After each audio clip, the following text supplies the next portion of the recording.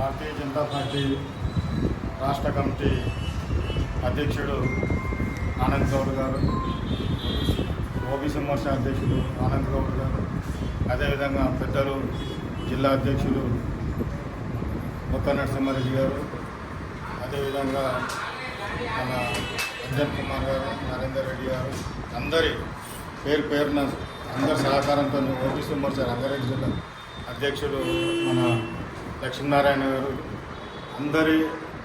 అధ్యక్షతన ఈ రాష్ట్ర కార్యవర్గ సభ్యునిగా నియమించినందుకు భారతీయ జనతా పార్టీ సభ్యునిగా అందరికీ పేరు పేరున ధన్యవాదాలు చెప్తున్నాను. ఇంకా పార్టీని నా వంతు కృషి చేసి ఇంకా ముంగడు తీసుకుపోతానని మీ అందరికీ ఈ వేదిక సందర్భంగా తెలియజేస్తాను.